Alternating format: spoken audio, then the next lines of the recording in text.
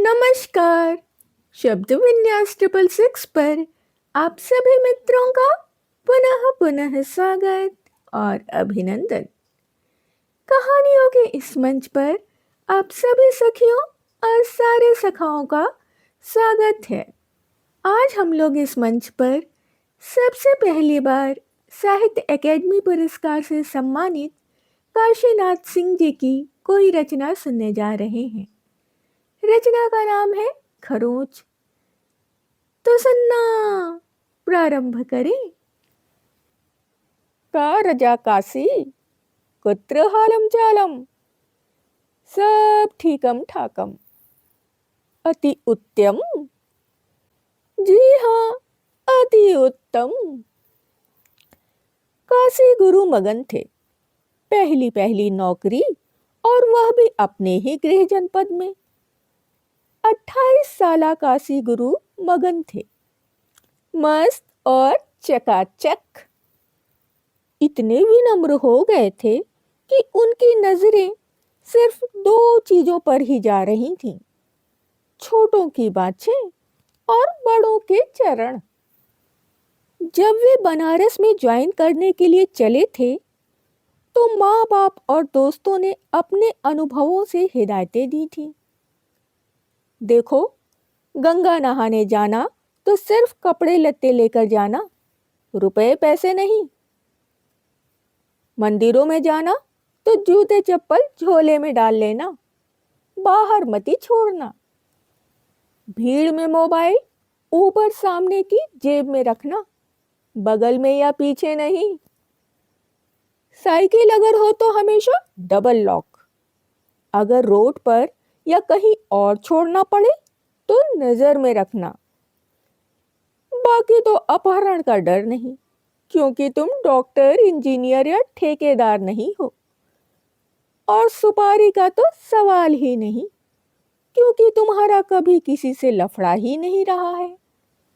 पिता ने हिदायतें नहीं दी थीं, सिर्फ संस्कार याद दिलाए थे कि न भूलना कि गरीबी में पले बढ़े हो, कि दीन दुखियों की मदद करना, कि दूसरों के साथ सुख दुख बांटना, कि औरों की बरकत में ही अपनी भी बरकत समझना, आदे आदे। इस तरह मस्त और चकाचक थे काशी गुरु बनारस में। छोटी सी नौकरी, किराए का डेरा, हाउसवाइफ बीवी, लोन की मोटर बाइक नहीं, पहले साइकिल। मोटरसाइकिल का ये है कि डेरा जो मिला था वह ऑफिस से घंटे भर दूर। अक्सर लेट पहुंचते और डांट खाते। आज ही जाकर बॉस ने बुलाया और समझाया, साइकिल छोड़ो, बैंक से लोन लो और खरीदो मोटर बाइक। तुमसे ना हो तो कहो, मैं दिला दूं लोन। सो आ गई बाइक हीरो होंडा, एक 15 के अंदर। बीवी दुलारी भी बैठती चिपक कर हीरो के साथ छुट्टी के दिन, और घूम आती काशी चाट भंडार और आईपी मॉल।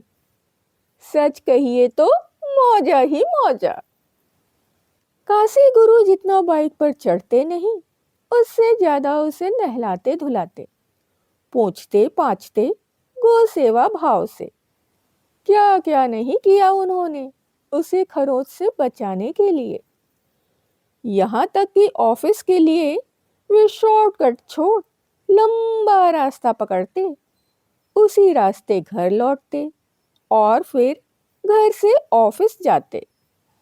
11 महीने हो गए थे बाइक के, लेकिन कोई भी देखता तो पूछे बगैर ना रहता, अरे गुरु, किस दिन खरीदा या उड़न खटोला। तो एक दिन वे उसी रास्ते से ऑफिस जा रहे थे कि लड़ गए रविंद्रपुरी चौराहे पर।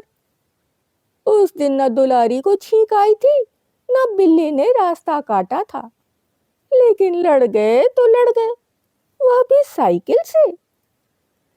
कहना मुश्किल है कि बाइक साइकिल से लड़ी या साइकिल बाइक से।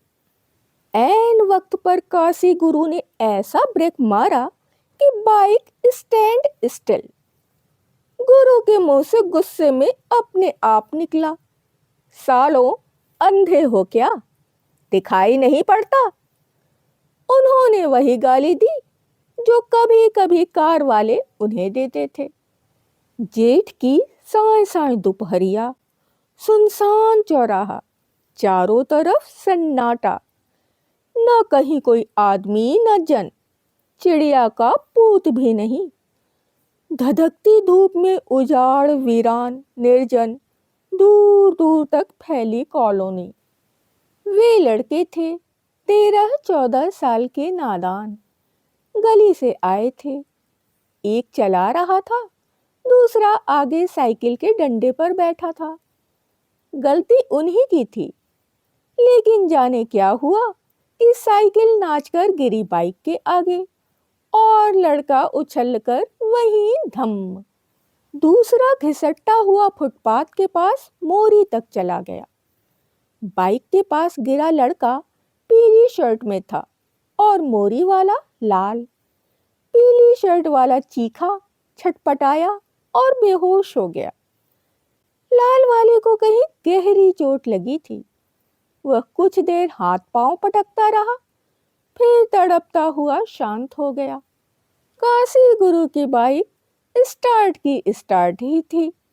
वे यह कहते हुए आगे बढ़ चले कि सालों, मरो, अपन चलते हैं। वे मुश्किल से 10 कदम बढ़े थे कि बाइक पर खरोच की चिंता ने उन्हें खड़ा कर दिया। वे उतरे, घूमकर जायजा लिया, सब ओके था। जब वे दोबारा चढ़ने के लिए पैर उठा रहे थे, उनके अंदर कहीं सनसनाहट हुई। कोई चीज कुनमुनाई, हिली डोली और आंखें खोलकर बैठ गई। दयावान थी, सहृदय थी, करुणा कातर थी वह चीज। उन्हें लगा इसे ही आत्मा कहते होंगे। उसके भीतर से उनके लिए धिक्कार उठी। अरे भले मानस, वे बच्चे जलती सड़क पर तड़प रहे हैं और तू भाग रहा है। इंसानियत खत्म हो गई है क्या दुनिया से? क्या उन्हें किसी डॉक्टर के यहाँ नहीं ले जा सकते? कुछ नहीं करते तो कम से कम एटीएस के टीके तो लगवा देते। और लेके भी कहाँ जाना है? जहाँ खड़े हो वहीं से सामने देखो बड़ी सी होर्डिंग, जीवन रेखा क्लिनिक, 24 घंटे सेवाएं उपलब्ध। काशी गुरु लौट पड़े। फुटपाथ की नाली पास ही थी। बाइक खड़ी की और झुके। शायद चोट अंदरूनी थी, बाहरी नहीं। लड़के का चेहरा कीचड़ में लिथड़ गया था। पहचान में नहीं आ रहा था कि कौन है, कैसा है। कुछ पूछने पर गुगवाने लग रहा था, साफ बोल नहीं पा रहा था। वह जब तब इशारा कर रहा था, उंगली से पीली शर्ट वाले लड़के की ओर जो अचेत पड़ा था। गुरु ने जब उसे उठाना चाहा तो उसने कराहते हुए किसी तरह सिर्फ इतना कहा कि मुझे छोड़ो, पहले उसे देखो, मर रहा है वो। काशी गुरु का जी धक्क से हो गया। किस मुसीबत में फंसे वे उसे छोड़कर इधर आए।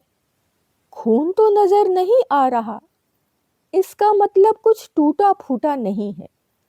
गुरु ने खुद से कहा। उनकी जान में जान आई। लड़का जलती कोलतार की सड़क पर औंधे मुंह पड़ा था साइकिल के पास, सिर और मुंह को गमछे में लपेटे। बदन और टांगों में कोई हरकत नहीं। गुरु उसे पलटने के लिए जैसे ही बैठे, वैसे ही वह चिल्लाया, पकड़ो पकड़ो, बाइक लेकर भाग रहा है भोसड़ी के। गुरु भौचक उठे और गली की तरफ भागे। देखा कि वह बाइक स्टार्ट करके तेजी से गली में घुस रहा है। वे वहां तक दौड़े हुए गए जहां गली कई गलियों में बट रही थी। वे हाँफ रहे थे और तय नहीं कर पा रहे थे कि किस गली में देखा जाए, इधर या उधर या किधर। जब निराश वापस होने लगे तो सहसा आशा की एक किरण फूटी गुरु की आंखों के आगे कि जाएगा तो किधर जाएगा बाइक लेकर। उसका जोड़ीदार और साइकिल तो उनके कब्जे में है। बिना समय गंवाए हड़बड़ हड़बड़ जब गली के मुहाने पर पहुंचे तब देखा वहां न लड़का है न साइकिल। वे चकित और स्तब्ध। अब क्या करें? वे धीरे धीरे चलकर उस जगह आए जहां साइकिल थी और वह लड़का था। शायद कोई सुराग छूटा हो, मगर वे लड़के अनाड़ी नहीं थे। खाली जगहें छोड़कर कुछ नहीं छोड़ा था उन्होंने। काशी गुरु चौराहे पर देर तक खड़े रहे, चुपचाप। आसमान आग बरसा रहा था और गुरु झुलस रहे थे, लेकिन खड़े थे और खड़े रहे। सड़कें वीरान थी, बस्तियां उजाड़ थीं, हवाओं के थपेड़े कहीं नहीं थे। चिल्लाए भी तो कहीं कोई सुनने वाला नहीं, कहीं पेड़ भी नहीं जो पत्ते डुला सके। मोटरसाइकिल की चिंता पीछे छूटने लगी थी। अब वह गई तो गई। बड़ी चिंता यह थी कि बीच में यह ससुरी आत्मा कहां से चली आई। अगर वह इसी तरह रह गई तो अभी आगे जाने क्या क्या अनर्थ करेगी। काश इसके बारे में भी कभी किसी ने चेताया होता। अभी आप सुन रहे थे काशीनाथ सिंह जी की लिखी हुई कहानी खरोंच। कहानी आपको कैसी लगी? कमेंट्स में अपने विचार बताएं। यदि कहानी आपको पसंद आई हो तो आप लाइक कर सकते हैं, अपने मित्रों और परिवारजनों में शेयर कर सकते हैं। जो भी नए सदस्य चैनल पर आ जाए हैं वो चैनल को सब्सक्राइब कर लें और बेल आइकन को दबाना बिल्कुल भी ना भूलें। कहानियों और उनके प्रस्तुतिकरण से संबंधित यदि कोई विचार, सुझाव, फरमाइश या आलोचना आपके पास हो तो उसे हम तक कमेंट्स के जरिए आने दें।